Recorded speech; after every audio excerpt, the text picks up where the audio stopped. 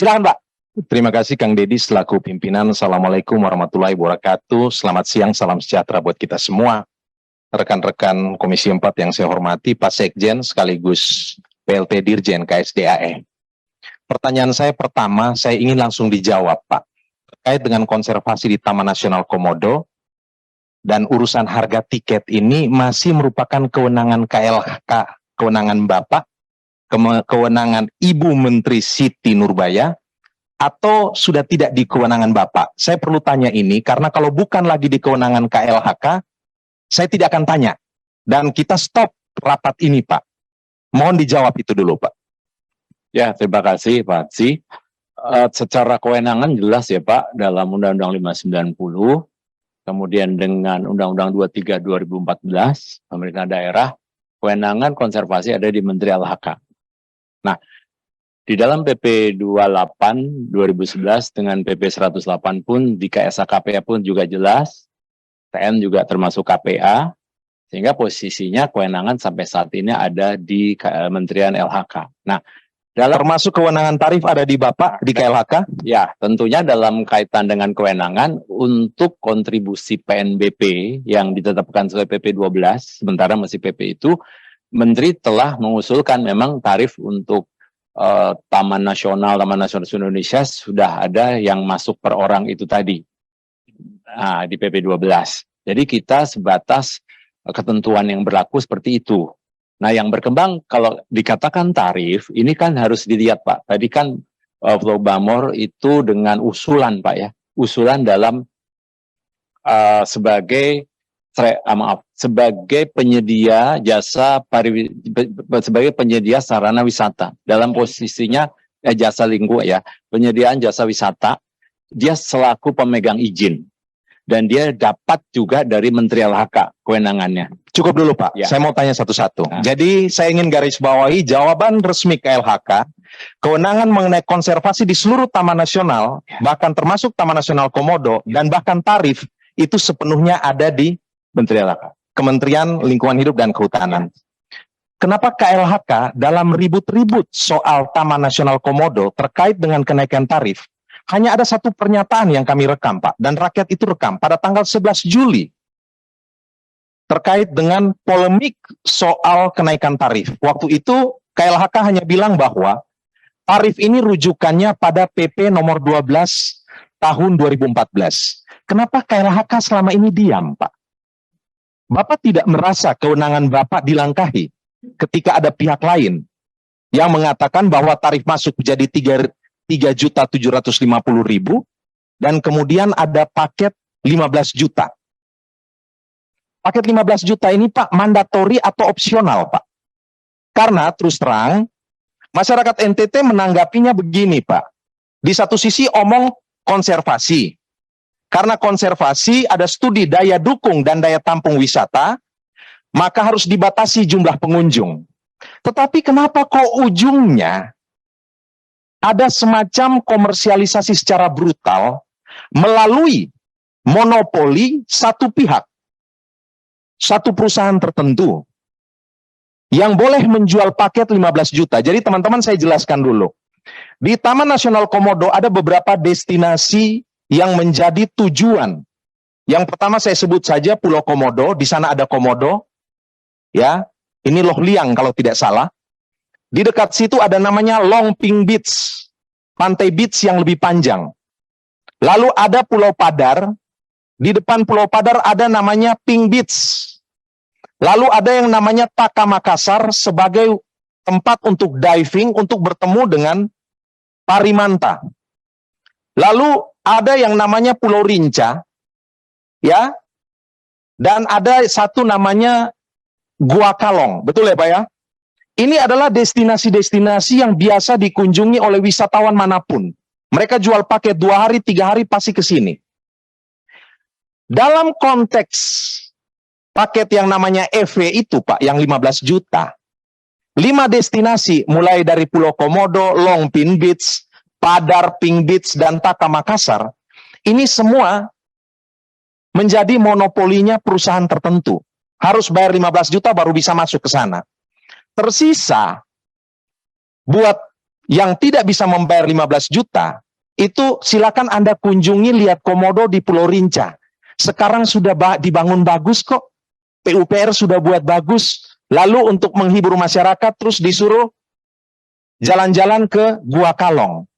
Saya ingin tanya Pak, apakah komodo di Pulau Rinca dengan komodo di Pulau Komodo itu beda Pak? Sehingga komodo di Pulau Komodo harus diperlakukan secara khusus, sementara komodo di Pulau Rinca tidak perlu. Silakan wisata massal ke sana.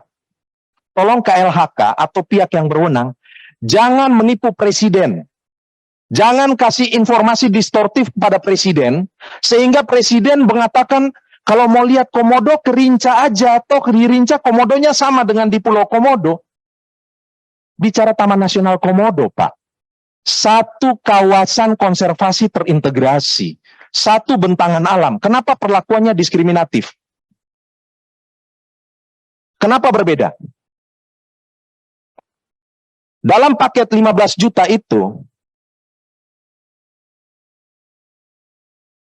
ada item-item spesifik yang diusulkan. 100.000 untuk PAD Kabupaten Manggarai Barat, 100.000. 100.000 untuk PAD Provinsi NTT. Silakan cek, tolong dimunculkan, Irfan, yang tadi saya kirim. 2 juta untuk PNBP, diterima oleh Balai Besar Taman Nasional Komodo ini, angkanya. 7.100.000 dana konservasi. Pertanyaannya 7.100.000 dana konservasi ini siapa yang kelola? Siapa yang punya ekspertis dan kompetensi untuk mengelola dana 7,1 juta ini? Item-item konservasinya apa? Lalu fee buat PT tertentu itu 5435. Ini dasar hitungannya dari mana, Pak? Saya sudah cek, Pak.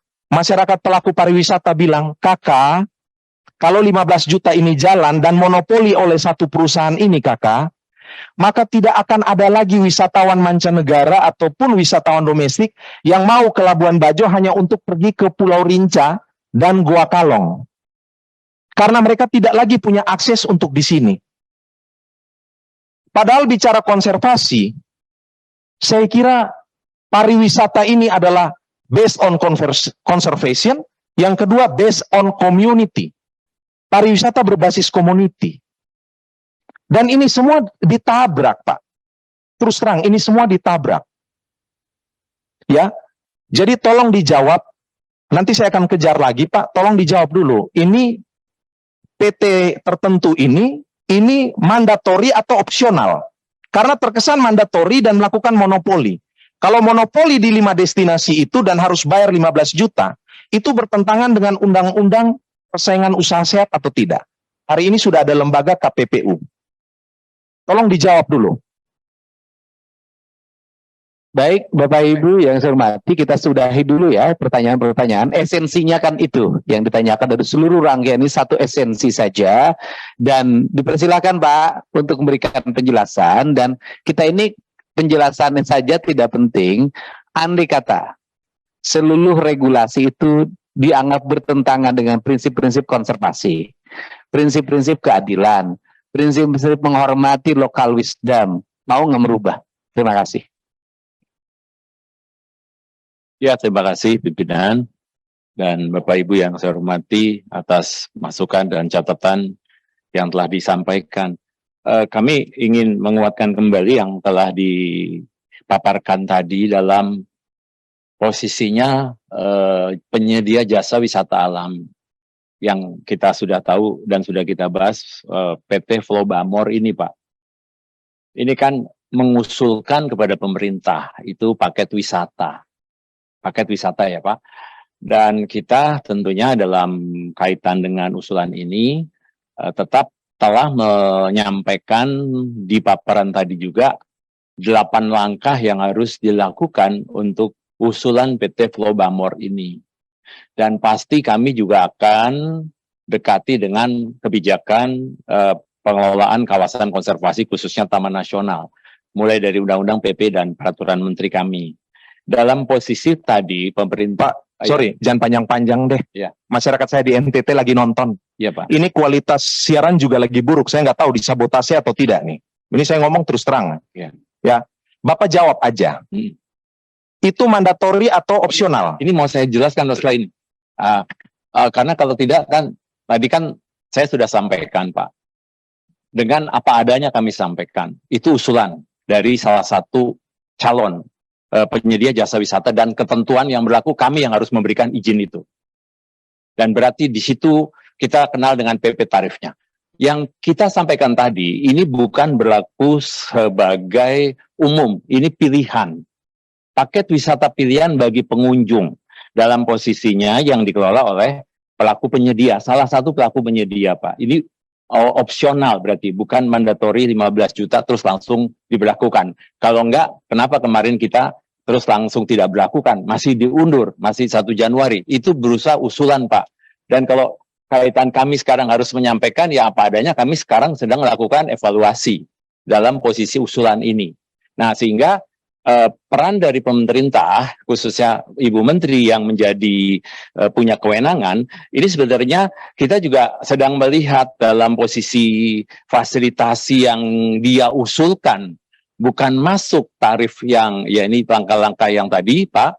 Jadi sebenarnya kami juga sedang mengevaluasi dalam posisi 15 juta 3,75 4 orang dalam paket wisata, itu ternyata kan perjalanan yang diusulkan itu kan mulai dari airport sampai kepada pemberian panduan wisata dan segala macam. Memang di antara yang diusulkan termasuk ada pemandunya segala macam, ini yang sedang kami lakukan juga cross check Pak, evaluasi terhadap kebijakan konservasi di seluruh Indonesia. Artinya, ini Pak jelasin dulu. Nah, yang 15 juta itu tawaran paket dari sekian paket yang orang boleh pilih, usulan dari atau satu-satunya paket yang harus dipilih? Satu paket 15 juta untuk 4 orang untuk kegiatan-kegiatan mulai dari kedatangan di airport, kemudian naik pakai pelabuhan, asuransi dan sebagainya Pak. Jadi angka 3,75 itu pilihan, dan pengunjung nantinya juga belum tentu juga akan ikut itu. Karena pada posisi... Interupsi. Ya, Pak, kalau saya tidak mau bayar 15 juta, ya Pak. itu saya masih bisa ke Pulau Padar, masih bisa ke Pulau Komodo, masih bisa ke Manta Point atau tidak? Itu pertanyaannya Pak. Bisa. Ini kita kaji Pak. Serius Pak? Ya. Yang berikut. Kenapa Bapak selama ini diam? Kementerian Bapak diam. Iya. Orang berpikir kewenangan sudah berpindah ke tempat lain, Pak. Ya, Pak. Siap. Bapak cuci tangan, takut, atau konflik kepentingan, Pak? Ya, kalau kami jujur kita melihatnya ini kan usulan dari sebuah calon penyedia jasa kepada pemerintah daerah. Dan pemerintah daerah lah yang akan menyelesaikan itu semua. Karena memang usulannya ke sana. Kami tentunya melihatnya, kami yang lakukan tentunya dengan pemerintah daerah karena kita punya kerjasama dengan pemerintah provinsi. Tapi kerjasama di sini sekali lagi ya Pak, bukan dalam rangka akan adanya rencana ini Pak. Kerjasama sesuai PP 28 itu adalah penguatan konservasi dalam efektivitas pengelolaan. Dan penyedia jasa ini, tadi Pak Hermanto menanyakan, dia bukan membangun sarana wisata, tapi hanya jasa.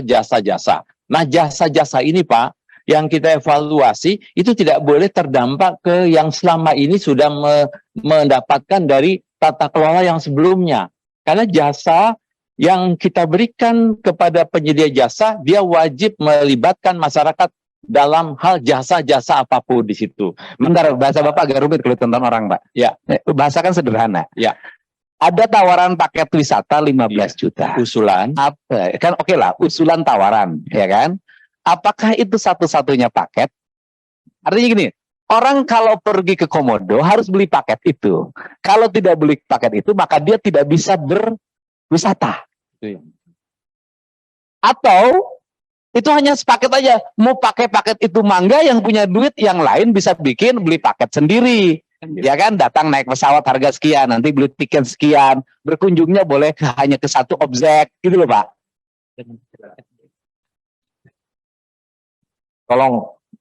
Tolong bantah saya, ya. Memang didesain bahwa ke Pulau Rinca itu untuk wisata massal. Dan yang dibuat super eksklusif dengan kata-kata super premium itu kelima destinasi yang tadi. Dan itu kasih mati masyarakat yang bergerak di sektor pariwisata, Pak. Seluruh pelaku akan mati. Karena sudah dimonopoli.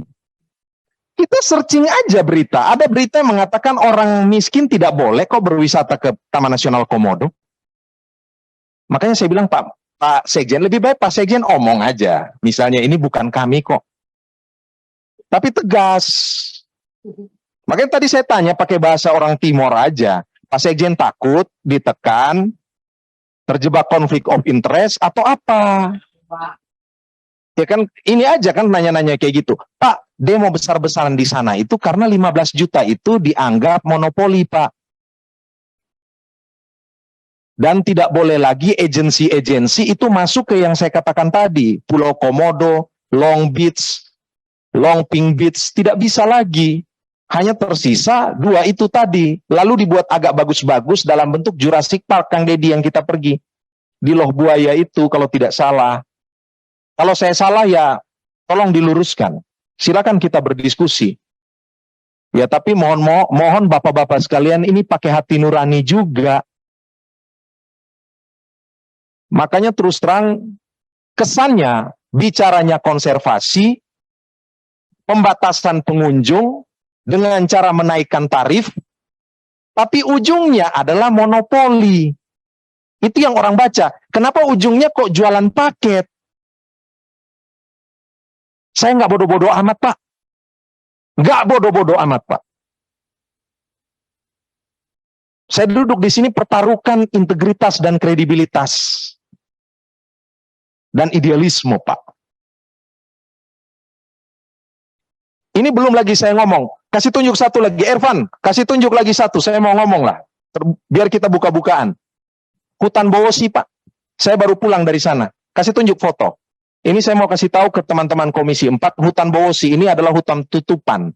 Di pinggiran Kota Labuan Bajo. Ini menjadi sumber mata air di sana.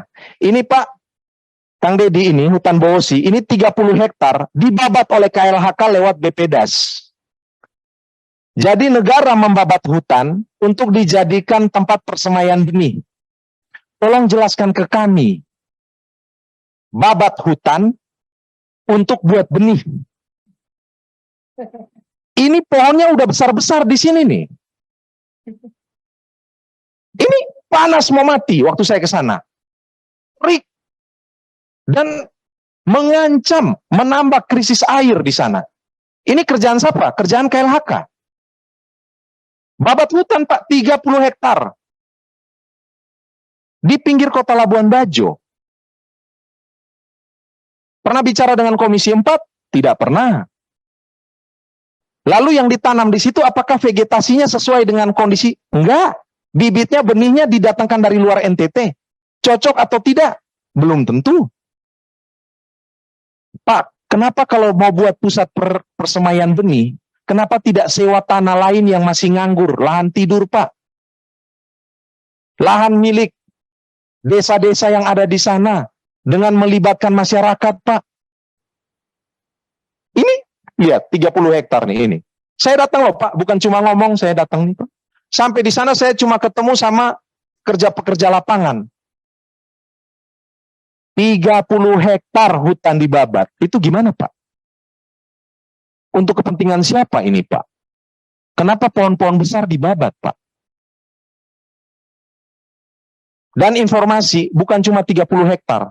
Total 400 hektar akan diberikan kepada BOP. Kalau saya salah tolong diklarifikasi.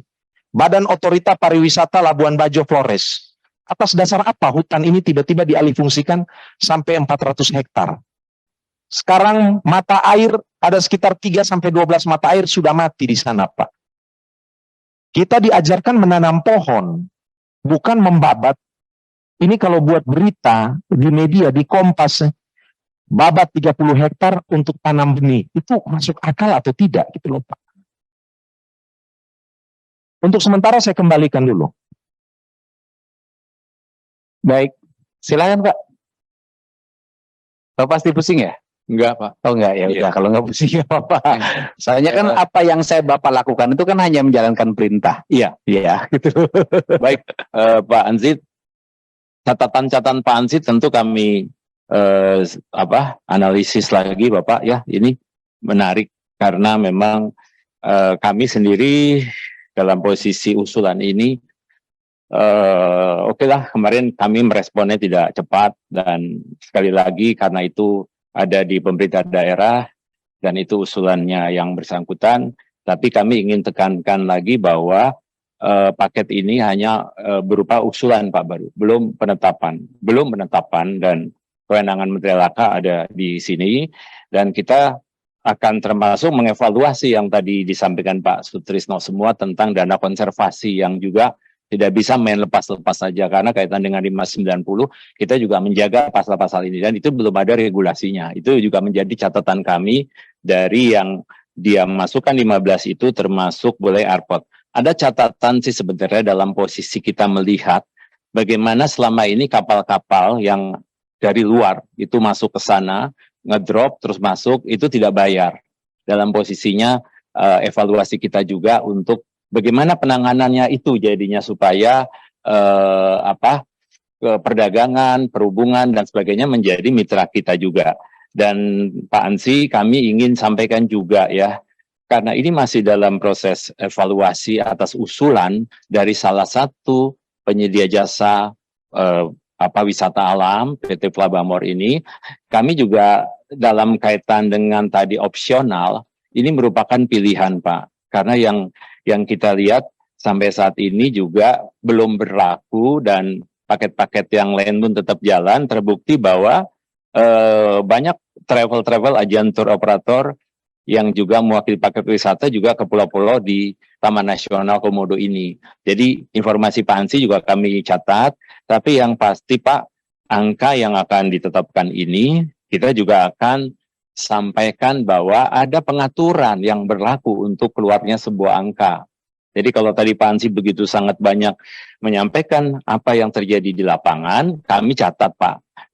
Dan nanti di langkah kami di halaman 23 ini sebagai pertanggungjawaban kami di RDP hari ini, itu sebenarnya tadi Pak Edward juga sudah mengingatkan untuk sosialisasi, tapi tentunya sosialisasinya di sini bukan berarti terus angka itu Pak, karena pendekatan itu juga mesti kita lakukan. Yang pasti apa yang sekarang sudah jalan dengan kapasitas pengunjung yang di 2019-2020 itu sudah sampai 200-an ribu, bahkan sekarang 229 ribu, menjadi catatan kita dalam evaluasi terhadap penguatan kawasan konservasi ini, karena kami juga dipantau oleh UNESCO dalam posisi berapa banyak sih kuota yang bisa masuk untuk ke daerah-daerah yang memang ada satwa yang harus dilakukan pengawasan oleh UNESCO, sehingga ini termasuk salah satu kajian yang dilakukan untuk dukung daya tampung berbasis jasa ekosistem di Pulau Komodo, Pulau Padar, dan perairan sekitarnya. Dalam kaitan dengan Pulau Rinca pun Pak, sebenarnya sih dalam melihat keberadaan komodo, itu Pulau Rinca dan Pulau Komodo juga banyak komodo yang terbanyak di sana. Jadi kita sekarang dengan adanya usulan ini, ada hal-hal yang akan kita lakukan evaluasi dengan tentunya sosialisasi dalam posisinya tidak terganggunya masyarakat yang selama ini sudah terlibat dalam paket-paket yang ada di sekitar pulau-pulau itu. Nah, sehingga kalau kita lihat di halaman berapa ini Pak Nandang, SK 15 Juli 2022, ini kita juga sudah batasi berapa orang yang harus masuk, termasuk yang Pulau Komodo ini 250 orang sekarang maksimal, dan tentunya nanti kota ini akan kita evaluasi setiap saat. Nah, ya di halaman 14. Kemudian Bapak tadi yang rencana tahunan. Kita sudah punya rencana 10 tahun, Pak. Dalam posisi amanat 590 PP ya. Seluruh TN itu wajib menyusun rencana pengelolaan Taman Nasional. Itu pemerintah banget, Pak. Dan di situ, di halaman depan, TN itu termasuk zonasi yang paling banyak. Dan zonasi yang tidak boleh berubah, zonasi inti, zonasi rimba, Nah, ada zonasi pemanfaatan dikasih di Komodo pun dari 173.000 itu hanya 500 hektar yang boleh diusahakan oleh swasta dalam kaitan dengan sarana prasarana. Jadi zonasi yang terlibat masyarakat di sana pun juga tadi ada zonasi tradisional dan lainnya. Sebenarnya rencana perundangan LTN itu sudah kita ikat dalam sebuah kinerja yang setiap tahunnya harus kita biayai.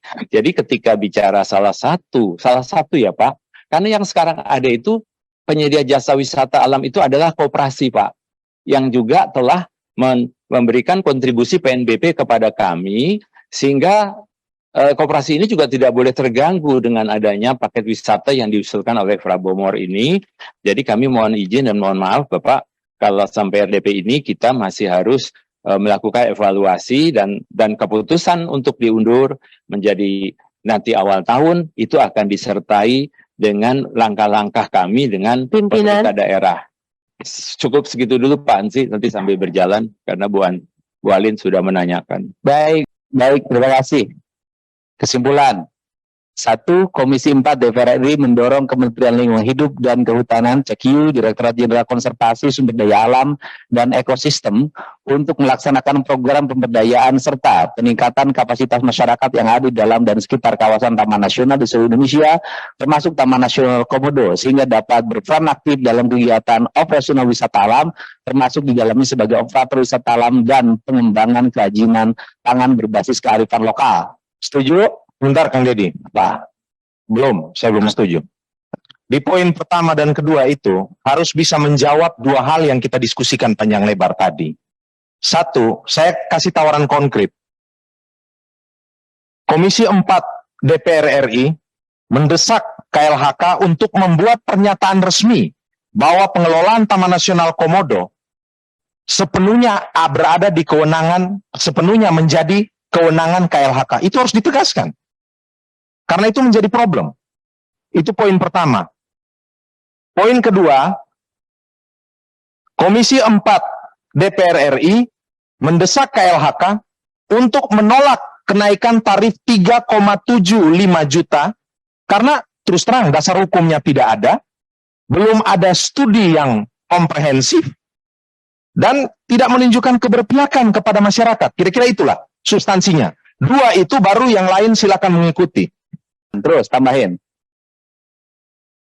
Ya, untuk memberikan pernyataan resmi bahwa pengelolaan Taman Nasional, termasuk Taman Nasional Komodo, sepenuhnya merupakan kewenangan KLHK. Tanggung jawab dan kewenangan KLHK. Ya, berdasarkan peraturan tentu, karena kenapa ini harus ditegaskan? Karena seolah-olah ini bukan lagi menjadi kewenangannya KLHK. Berdasarkan KLHK. Nah, repot kalau negara melucuti perannya sendiri, terus kasih ke pihak lain. Atau KLHK melucuti perannya sendiri, kasih ke pihak lain. Pengennya begitu juga, tinggal persoalannya berani enggak? Nah, yang kedua itu menolak kenaikan tarif yang 3.750 karena belum ada kajian. Pak, kenapa kami ngomong gini, Pak? Tolong, Pak, kalau mau tarik antara retribusi atau tarik dana dari rakyat, tolong omong sama wakil rakyat. Karena kami ini memang mewakili rakyat, Pak. Jadi Bapak mau tarik pajak, mau tarik PNBP, mau tarik ini itu, biaya masuk ya harus omong sama kami, Pak. Kalau Bapak tidak omong sama kami tahu dari media sosial atau media mainstream yang lain. Waduh, lalu mitranya di mana? Oke, dah saya ketok ya. Siap mereka. Oke Pak, siap. Dah. Jadi gimana? Yang dua, kesimpulannya apa? Yang kedua, kakak. Apa kalimatnya, kakak? Saya bisa tambahkan ini. Boleh. Nanti kakak Ansi yang Komisi 4 DPR RI meminta Kementerian Lingkungan dan Hidup, Kehutanan untuk Mengkaji mengkaji tarif. Karena di menteri nggak ada biasa menolak. ya, Mengkaji tarif. mengkaji kembali tarif Usulan usulan tarif ya, kenaikan tarif wisata alam Taman Nasional Komodo. Komodo. Begitu? Udah cukup. Terima kasih. Nggak usah pakai angka. Udah setuju ya? Nah, 3. Yang 3 itu menurut saya kita perlu Ganti tuh sama yang kakaan sih. Apa itu kalimatnya? ya tadi kan yang kita minta itu Pak, kita ingin tahu setiap tahun itu untuk konservasi itu butuh berapa besar dananya. Nah, itu. Terus untuk apa dana-dana itu dipergunakan? Item-item konservasi itu. Kira-kira seperti itu. Dan dari mana sumber dana konservasi itu? Itu kira-kira 3. Ya. Komisi 4 DPR RI meminta Kementerian Lingkungan Hidup dan Kehutanan, CQ, Direktorat Jenderal Konservasi Sumber Daya Alam dan Ekosistem untuk menyampaikan data mengenai besaran dana konservasi di Taman Nasional Komodo dan Taman Nasional lainnya, gitu kan, per tahun beserta penggunaannya. Oke? Setuju? Setuju Pak. Dah. Supaya dari segi redaksionalnya benar, itu harus sumbernya duluan baru penggunaannya. Ya, sumber dan penggunanya. Itu terjawab di poin kedua. Mengkaji ulang usulan kenaikan tarif. Iya, itu sudah. Kenaikan tarif itu datang dari sebelah sana. Ya. Oke. Dari sana. Disuruh kaji ulang. Jadi singkat kalimatnya. Sudah. Ya, benar ya Pak ya? Oke, Setuju. ini yang secara prinsip rekomendasi ini sudah dapat diterima ya. Terima kasih. Terima kasih. Nanti redaksionalnya kalau dikit-dikit perbaikin.